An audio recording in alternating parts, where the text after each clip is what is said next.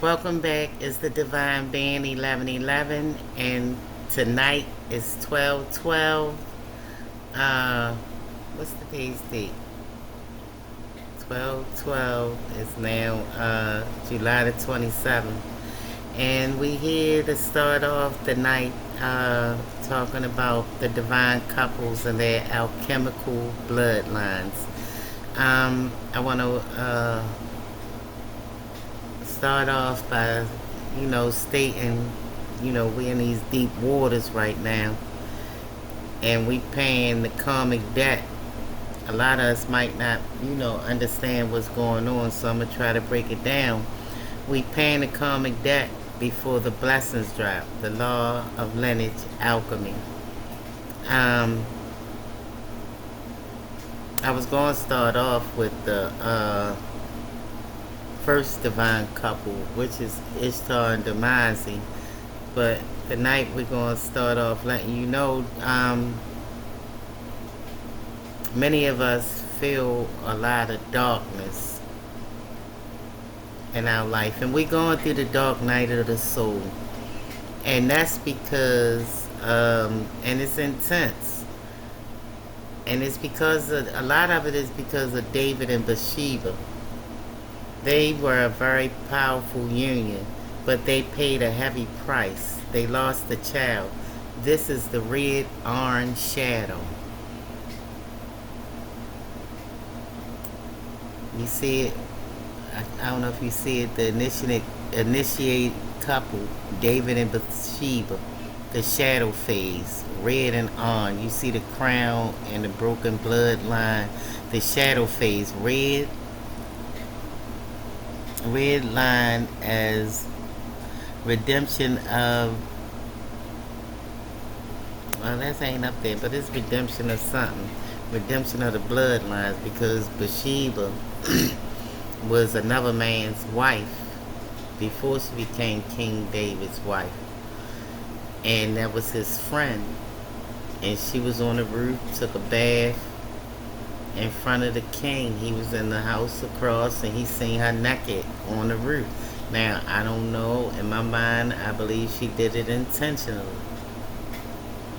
And so she got pregnant. King David, he was made in the image of God. God really loved King David. But he was still a man, and he fell for temptation, and he slept with another man's wife, which was his friend. Brung his friend all the way back from the army while he was fighting. Like, yeah, go over there and sleep with your wife, because he knew he already had got her knocked up. This King David, he made in God's image. And that's why it take me back when he said he made in God's image, and he did that. You know how they say Satan and God got the beefing over Lilith. Jealousy and envy. And so he coveted. David wanted something that bad that he was willing to even bring his friend and involve him in a lie that he ain't had nothing to do with. So the friend said, no, I can't go sleep with my wife and my men on the front line. So he stayed at King David's house. King David wrote up a letter, gave it to him, sealed it.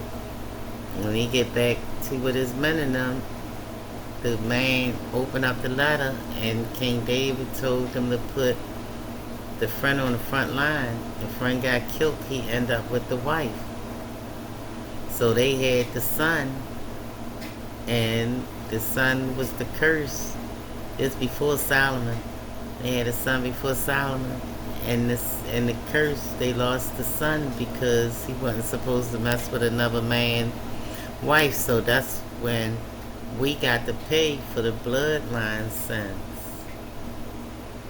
So now we here to start to go through these deep waters and start. We got to start paying off on the sins. And we have to school our children, teach them not to want something to somebody else's. And there's a price to pay when you go touching something that ain't yours. So tonight we here to start. I'm gonna take it back up. We dealing with the divine couples. Just wanted to start there to let you know that we all going through something at this time. And it's called the dark night of the soul, but it's the shadow phase of the red on. We having to break them curses from King David and Bathsheba, because even Solomon picked up some of the curses. Look how many wives he ended up having. So we're gonna start off today. This report explores divine couples across mythology, religious theories, and alternate history. These pairings often represent the heterogamous, that's the sacred marriage, the union of masculine and feminine principles that sustain the universe, not just hit the earth. So when you go touching stuff and you don't know what it belongs to or what bloodline, because you don't usually have that information, even if you can go into somebody's Akashic records. If they that important, God is going to confuse the enemy. You is not going to know. So you go think you separating couples and they just regular couples. You touching with this bloodline and it's supposed to be here. No. So right now we're dealing with the sacred marriage, the union of masculine and feminine principles that sustain the universe. First, we're going to start off with Jesus of Nazareth and Mary Magdalene, the Holy Grail union. While mainstream Christianity views Jesus as celibate, the Gnostic texts, like the Gospel of Philip and medieval legends, suggest a marital union. This pairing is the foundation of the Holy Blood, Holy Grail theory. The mythology in this tradition, Mary Magdalene is not just a follower, but the apostle and the apostles and the earthly counterpart to Jesus. They represent the balance of divine wisdom, Sophia, and the divine word, Logos. Their powers, Jesus' resurrection, healing, exorcism, control over elements. Water, he turned water to wine. He walked on water. He can calm storms. And absolute forgiveness. Mary Magdalene, visionary, spiritual insight, mediumship, deep esoteric wisdom, and the power of anointing, conferring kingship. The bloodline, the Desophony. The theory, legend suggests Mary fled to Provence, France, carrying their child, often named Sarah. This bloodline is said to have intermarried with the Merovingian kings of France, the long-haired kings, where it ended historically. The Merovingian dynasty lost power in 751 AD when Childeric III was deposed by the Carolingians. However, conspiracy theories popularized by the Da Vinci Code claim the bloodline did not end but went underground, protected by secret societies like the Priory of Sion, continuing secretly to this day. The second, King Solomon and the Queen Sheba, Makeda, the wisdom lineage. The union is recorded in the Hebrew Bible, the Quran, and explicitly detailed in the Ethiopian national epic, the Kebra Nagas, the glory of the kings. The mythology. The Queen of Sheba traveled from the south, likely Ethiopia or Yemen, to test Solomon's wisdom. Their union was intellectual, spiritual, and physical, resulting in a son, Menelik the first. Their power.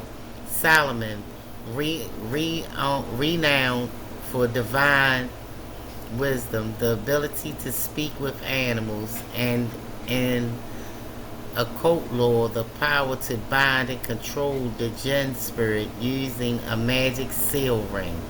Queen of Sheba, vast wealth, gold, spices, riddles, diplomacy, and power of the sun sovereignty. The bloodline, the Solomonic dynasty. The history, Menli the First took the Ark of Covenant to Ethiopia and found the Solomonic dynasty.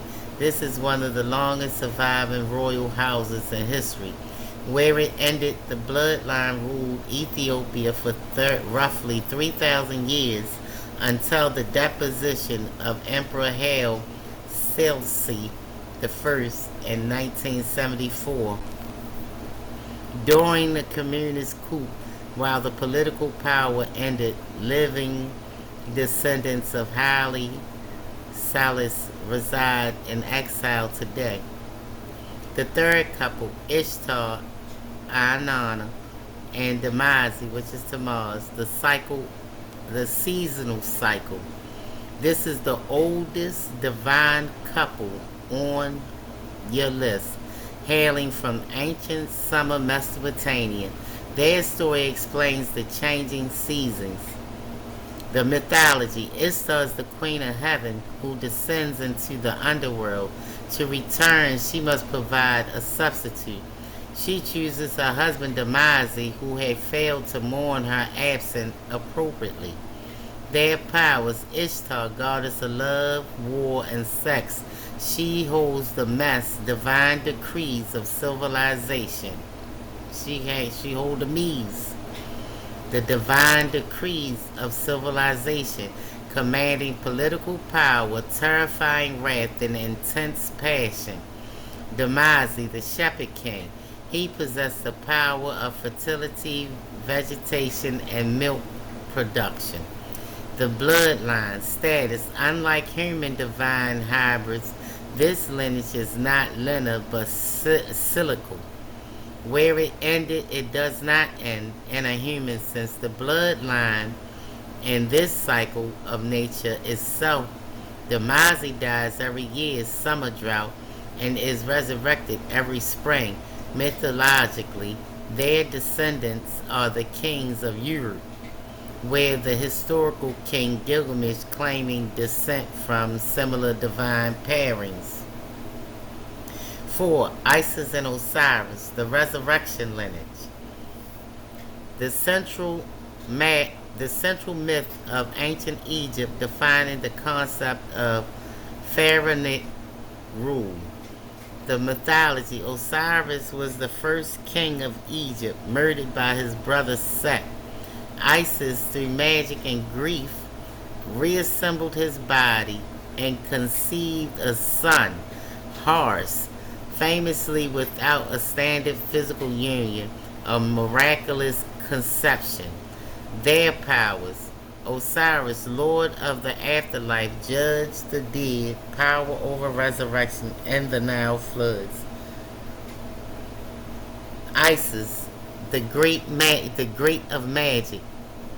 She possesses knowledge of the true name of Ra, healing, protection, and cunning strategies.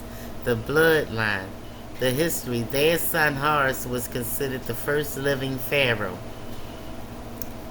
Every subsequent pharaoh was believed to be the living Horus. Where it ended, the concept of the pharaonic bloodline, the living Horus, effectively ended the death of Cleopatra the Seventh and her son Caesarion in 30 BC, when Rome annexed Egypt. Okay, comparison table of divine attributes. Jesus and Mary Magdalene's primary domain: salvation and wisdom. Status of bloodline: hidden, speculative meridians. Key symbol: the Holy Grail. Couple: Solomon and Sheba. Primary domain: wisdom and wealth. Ended politically 1974, Ethiopia. Status of the bloodline: it ended politically 1974 in Ethiopia. Key symbol, the Ark of Covenant. Ishtar and Damazi is the couple. Primary domain, love and cycles. Status of bloodlines, cyclical nature base. Key symbol, the shepherd crook. Isis and Osiris, primary domain, magic and death. Status of bloodline, ended 30 BC, before Christ. The key symbol, the Djed pillar and the Ankh. Most of these bloodlines transitions from the myth into history before fading. The Salamic line is the most historically tangible, ending recently in the 20th century. The Grail line, Jesus, is the most esoteric, allegedly ending with the French Moravians, but surviving in conspiracy theory. The ancient Near Eastern line, Ishtar/Isis, ended with the fall of their respective civilizations, some in Egypt. So then we go down to